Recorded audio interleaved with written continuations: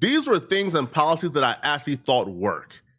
My wake-up call, and I think a lot of us have wake-up calls, a lot of people who start off conservative, especially if you're Black, you have that wake-up call, and that wake-up call for me was the rise of white nationalism.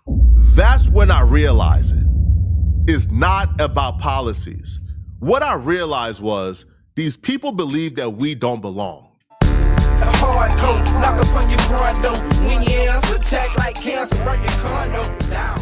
Let my pen drop, don't hear sound. And straight like that, we back, man. Part 2 of this Poetik Flakko saga. You dig what I'm saying? We are now here at the point where we gonna go over what Flaco had to say in response to this Doku D video, which raises the question, man. I guess that's the algorithm at work, you know what I mean? Because I wouldn't imagine that this Doku D guy was big enough to just, be in his rotation, but apparently the algorithm either took it directly to him, or actually I may hear Flock say that someone told him about it, and when it found, that may just be the cap. But going off our last video, Doku D broke down how he thought that Poetik Flakko is an individual that he does not believe will change, has changed, despite his comments about being down for the culture these days. You know what I'm saying? Doku D says niggas a grifter, get him out of here.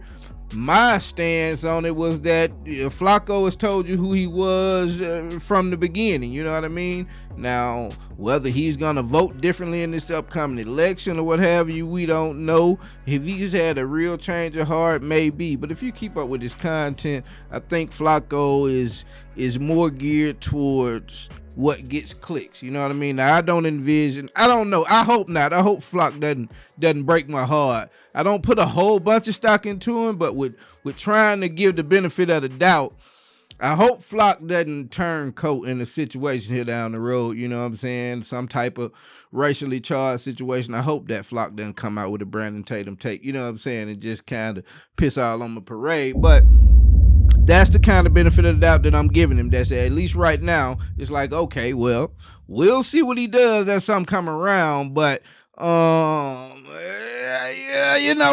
it's not like Flock was big time political. You know what I mean? If he was big time political, always running around talking political takes and about the Obamas and all that, then it'd be different. I'd be like, nah, nigga like that do not deserve, you know what I mean? But he hadn't went that far with it, you know what I'm saying? So just be invested in his own interest and voting in his own interest, even though at the time when he said that, I don't even know that Flaco was at a financial place to really be informed about what he was saying. It was just sounded popular. He envisioned himself getting rich and being an Adam 22. So I'm going to vote for the guy that's going to make less tax cuts, when we've learned now that those tax cuts don't apply to about 5% of the people in America. So, again, that was my take as far as breaking down and reacting to the Doku D video. But here we have Flaco, and let's see what he gonna try to sell us right here, man. I want to give the tap dancing sellout of the day award to Poetik Flakko. Now, who's Poetik? Well, I'm Poetik Flakko, okay? No, but all jokes aside, the tap dancing sellout of the day award goes to Poetik Flakko. Now, you're probably asking, why are you talking about yourself this way? Well, this stems from a comment I got on my last video from a subscriber called Beauty. Now, Beauty is a subscriber. She comments. I've seen her in my comment section often. So she's not a hater. She's not somebody, who's a troll. Like, she's a real person, right? Who had a real critique. And the comment was, Flaco, you got some explaining to do. And the comment section and in the thread, sorry, not threads, but the replies of the YouTube comments, not threads, because threads are a whole different thing. But in the replies, there were people pointing out, bro, Flaco, we've seen videos of you as a conservative. Now you're more left-leaning. What happened? What was the change? Why did you change? What's going on? And I certainly feel like, one, nobody is above accountability. Two, nobody is above being called to the carpet and taking accountability. And nobody is above giving answers. Like, I don't think giving answers make you less of a man. So I'm here to give answers and speak to my community and speak to my people. To even understand how I became or how I overcame, you kind of have to understand a little about my life. Now, a lot of you guys already know this information because it's no surprise. And I'm even here currently, but I spent a lot of my life in North Dakota, right? And North Dakota is overwhelmingly. All right. This one I didn't watch. The previous video I broke down to, I basically watched that whole thing. I didn't watch this. So let's just see where Flock is going with this, bro. In North Dakota, about 67% of voters supported the Republican presidential ticket in the recent elections. And historical Gallup data shows roughly 39% of residents explicitly self-identify as ideologically conservative. I'm not sure what Flock is about to use this stat to try and prove, because you know what else I can tell you about North Dakota without even looking up is probably 90% Caucasian. You dig what I'm saying? So the characteristics and the value set that I'm seeing there, it aligns with them. I don't see any of that in how it has anything to do with you, Flock. So if this is what you finna say, you just voted the Republican because you know everybody up here vote Republican. Well, no. 67. So it's 33. Why you couldn't have been in the 33%, Flock? You starting out bad, my nigga. I ain't gonna hold you. I salute you getting your money out here and getting folks to click on your video, but we call it straight down the middle over here, straight like that, Jack. Overwhelmingly conservative is Republican. Like mostly, like damn near everybody, like I know is conservative in North Dakota. It's one of those things where you don't really even think about it. Even like certain quote unquote Democrats or conservative, it's just the place where conservatives are. All right. Like North Dakota is just overwhelmingly conservative. It's probably one of the most conservative places on planet Earth. I was even raised in a really conservative household. My father was a conservative African man. To this day, he's still conservative. To this day, my father is still conservative, and he don't even live in America anymore. My dad moved back to Liberia to work in the government, and he is still conservative. We still have arguments back and forth to this day about policies, right? And he'll probably never change. So that was what I was surrounded by, and I bought into the hype. I bought into the hype so much, I didn't even bother doing research. Like things like trickle-down economics, I just thought that was the gospel. And see, it's shit like that, bro, that makes me look at people like Flaco in this situation and people I know in real life and the people online. This is what made me say that it's hard to find redeemable qualities in these people as they try to ingratiate themselves back into a normal society. Now, the people that are behind Twitter profiles or what have you, you don't know who they are. But there are a great many individuals that are face forward out here and have just been on some of the stupidest, irrelevant rabbit holes to ever be dug in the last 10 years, bro. It just really 10 years of nothingness, man. You dig what I'm saying? To be at the point to where we got Enos Cantor and Royce White wearing wigs on TV today and yesterday saying they want to play in the WNBA. This is where we are in the world. You dig what I'm saying? So it's hard to find an inroad to let them travel on coming back into some good graces. You know what I'm saying? Because they say she's like, man, you know, I bought the hype so much I ain't even do research, which is painfully obvious. But which also makes me look at you. It's just like, you know, what that say about you, right? You know what I'm saying? Like, it's hard for the type of things that they were selling these people. How could you believe such fantastic and sensational allegations? How could you believe these type of things and then run out in the world and let them come out of your mouth without doing research? And if you're a person that can do that, I feel like the type of person that says, I can't look at you the same anymore is completely valid, bro. Because if you can get sold a bill of goods so crazy, so easily, for so long, I tend to believe that you can get it done to you again. You'll buy that package, that mystery package from Temu. You'll order it. You understand what I'm saying? And so it's shit like that, man, that make you look at these folks that went down that path and say, bro, I think you probably just too far gone. You know what I'm saying? Or ma'am. Like now I know that's absolute nonsense and that's hogwash, right? But I bought it. I bought into things like grab yourself up by the bootstraps. Things that are like, now is nonsense. But I bought into it, right? Because that's what I was surrounded by. That's what I bought into. I didn't leave North Dakota, I think, until 2022 when I came to work for No Jumper. Yeah, as an adult, it was 2022 when I came to work for No Jumper. And me being conservative at the time was not something that I really hit, to be honest, right? Like I was on camera spewing the same nonsense, trickle down economics, grab yourself up by the bootstrap, just being uneducated and not really understanding the history. These were things and policies that I actually thought work. My wake-up call, and I think a lot of us have wake-up calls, a lot of people who start off conservative, especially if you're Black, you have that wake-up call. And that wake-up call for me was the rise of white nationalism. When I realized it's not about policies, bruh. It's not about policies. It's not about whether or not I believe tax breaks at the people at the top will lead to more job creation and then trickle down to people at the bottom, or whether or not the base level of people at the bottom should be raised and then they will be more productive. Now I'm gonna let you keep cooking, Flaco, because I tend to want to give Flock the benefit that he's serious, because you know, as a person goes up financially, they tend to have a more closeted and branched off opinion of what it takes for the common individual to get where they are. You dig what I'm saying? So they seem to get a little more conservative, a little more staunch in their beliefs. So the fact that he went up financially and, you know, became more grounded, I got to give him a little air to it. But what I just cannot get past is it took, you know, the Charlottesvilles of the world. It took the Nick Fuentes of the world. It took the Proud Boys of the world to wake Flock up to say, oh, no, bro, what Trump then brought in here is not what's up.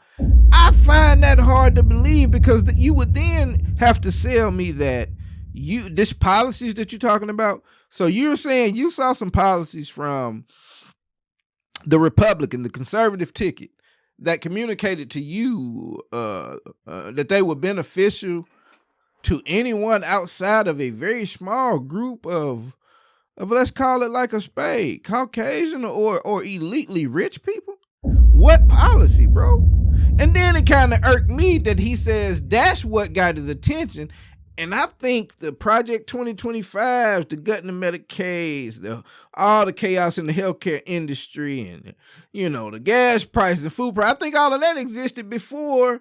But I don't know. I guess Charlottesville and all of them were early back. But he didn't change his tune back then. He just now changing his tune. So there's been a lot leading up to what he's saying, you know, flip the switch for him. So at the same time, where I'm like, all right, Flock, I'm trying to let you cook. This sounded like a corporate response in a way, man. I'm only voted this way because of the folks in North Dakota. And you know, I woke my eyes up because they racist. Nigga, that's the least of the thing. They been that. They never really had control to be changing history and all of this, but they been supremacist about it. You know what I'm saying? So I don't know, Flock. I don't know, bro. And then they would climb the ladder. It's not about policies. That's when I realized it. It's not about policies. What I realized was these people believe that we don't belong. These people believe that this country belongs to white folks, that this is a country for white folks and by white folks, and Black folks do not belong in this country. And once I began to see that rhetoric rise more and more and more, that was my wake-up call. That was my wake-up call that I cannot align with these people. That it's not about policies. These people fundamentally believe that the white race is superior. They fundamentally believe that we are inferior. They fundamentally believe that people like myself are second-class citizens. I would have been an absolute fool seeing people like Stephen Miller. And he is absolutely right in them thinking that. Despite no empirical data. Now, they'll try to bring up some study about, they said we Black people can't have above like an 84 IQ. Some stupid stat they try to quote, bro. But if you use your eyes and your ears out here in the world, you know that the Black excellence is steadily on the rise. You understand me and what I'm saying? But yeah, he's absolutely right. They feel as though we don't even possess the mental capacity to be leaders of the world and in these positions. You know what I'm saying? The only reason we get into any smart positions in the world is because of DEI. You see how quick they were to dismantle that. And like I'm saying, all of that existed before, or like I said, man, the supremacist angle of it has been there, Flock. So don't make me speculate as to where you okay with stuff like that, man. We trying to let you get some grace by listening to your positive video, man. Who was granted a position in this administration, and seeing him talk about the replacement theory a literal white supremacist, I would have been a fool to align with people of that sort. And that was my wake-up call. My wake-up call was the rise of white nationalism. When these folks stopped pretending. There was a time where, a lot of these people, admittedly so, they would deliberately hide and conceal their real opinions to placate the mainstream society. But once Trump came back, once white nationalism became a thing, once people like Charlie Kirk was on Twitter saying that a Muslim can't be the mayor of New York because he's Muslim. Those are moments where I said, oh, they're not playing fair. These people, these very same people. I just thought about something. Can y'all imagine the videos that Charlie Kirk would have done put out, and then now that Mandami and El Sayed done got elected, and her son out here gaining fame? Oh my God. Charlie Kirk would have gave us some classic material. Do you hear me? Straight like that. Are willing to go against the quote-unquote constitution they swear by if it comes to oppressing us. That's when I realized, bro, things like the quote-unquote like constitutional conservative, bro, all that hogwash is nonsense. That was my wake-up call. And a lot of what I said, I can't take back because it's already out there. Me being a conservative at some point in my life is already out there.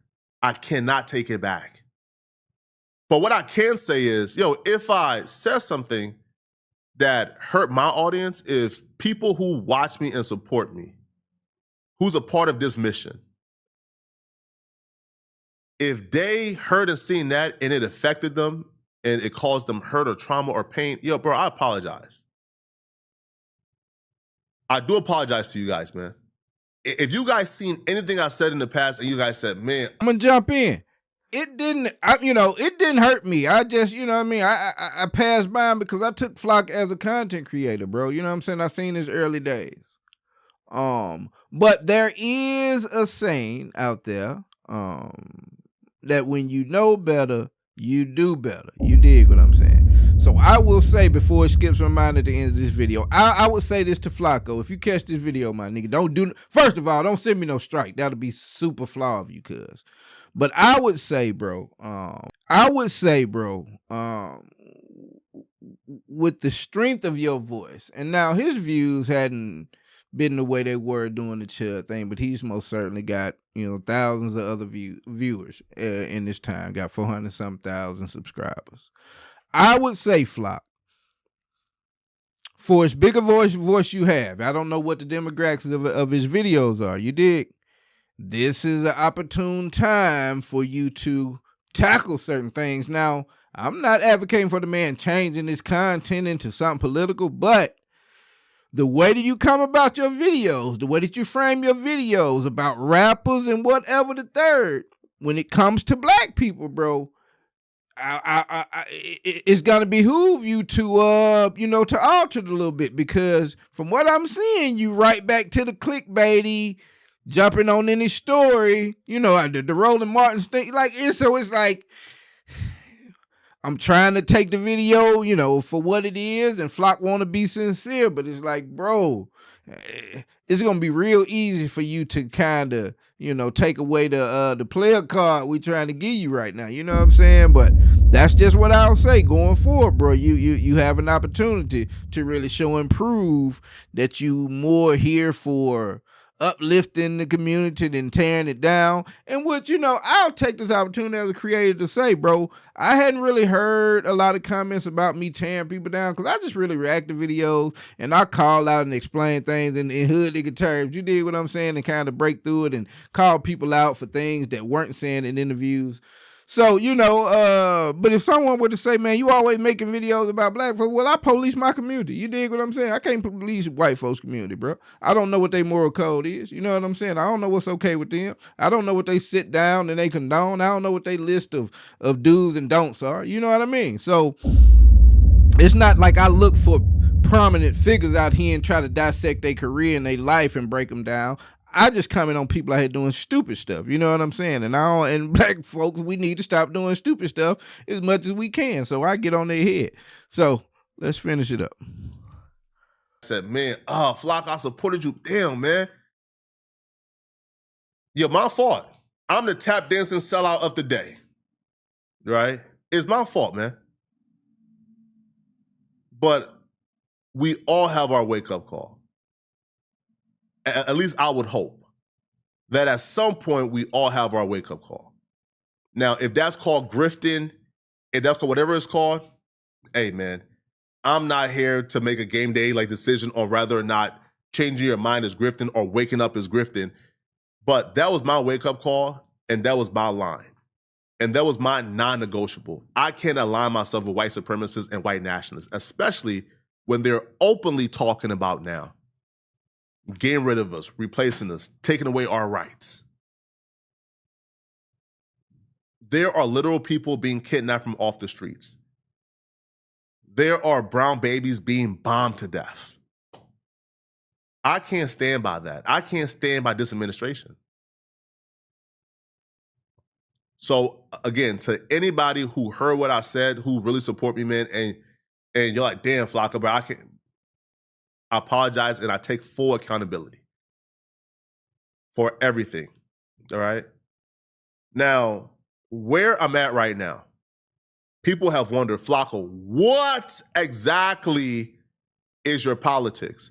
I still consider myself a moderate. Again, if you watch this channel, like, you're not surprised that Flaco is a quote unquote moderate. So I do consider myself a moderate. But again, my politics don't come before my mission of Black liberation. It just doesn't, right? I'm gonna criticize the left, I'm gonna criticize the right. It's really that simple. However, my mission is to go against these people who are literally trying to make us second-class citizens in this country. And I'm gonna continue to criticize people like Chud the Builder.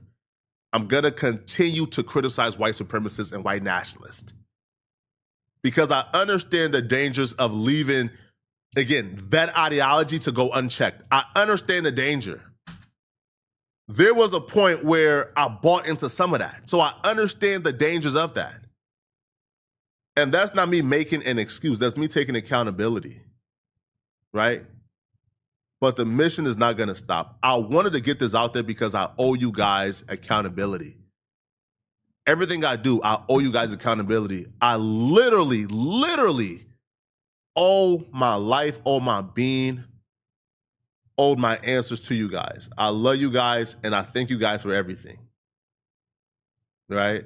The mission is not gonna stop. I wanted to make this video, bro. It's 12:31 a.m. I should be in bed right now, but I wanted to make this video to really speak to my community and speak to my people, right? Because tomorrow I have a live stream on Nolan Wells. Chud is apparently just, quote unquote, like, got released, so I'm doing a video on that. But I wanted to speak to my people because I didn't want this to get in the way of the mission and the content tomorrow, where I'm gonna be speaking on Nolan Wells, Chud the Builder, among other things. And I don't want for this to be a distraction for that. A couple things, man. Let me break it to you all, bro. Cause I hate when I watch all of these, you know, you got the Destinies, the Hassans of the world, the pondering politics, the crystal balls, the vanguards. And, I really get frustrated with watching them and their political talks, although I like the fact that they are against a particular side. But when it comes to the side that they're on, bro, they try to block it down into so many different neoliberal, moderate, conservative, all of these dumb terms. And it's like, bro, what is the point?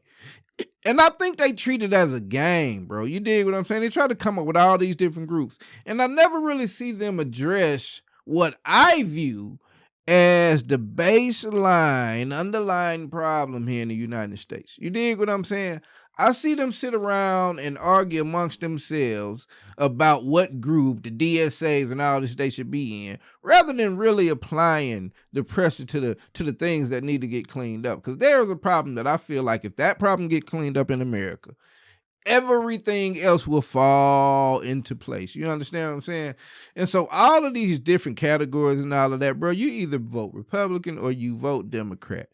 That's just it, bro. And see, I think when they start splintering themselves into these different groups, now you got something that people in the same camp disagree on, and you liable to splinter them into the other side. You know what I'm saying? Like, criticism is one thing, bro, but you got to play the game smart. You got to look at the other side. Does the other side downplay any of their politicians to make to where they voters are wondering what they should do? We the only side that do that, man, and it's crazy.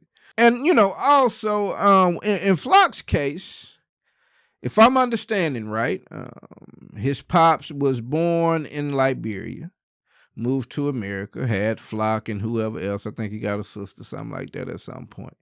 So if you understand this thing about birthright citizenship, and I think it took the Supreme Court to shoot that down here a couple of weeks ago, for the better part of last year, or earlier this year, they were rounding up people mainly of the Hispanic origin, but the fact that you've been here your whole life, it didn't matter. Your parents hadn't been here their whole life, and so a lot of people got swooped up and took off the streets behind that. And so in Flock's, in his situation, I think he would have fell under the purview of being, not protected by the birthright citizenship clause. So, he had a lot of reasons, I would imagine, man, to start looking at this administration and having a change of heart. But again, man, I think Flock may be setting himself up for failure in a manner of speaking, because he leans more on the side of clickbait journalism. You know what I'm saying? He's figured out the algorithm of how to get people to click his videos,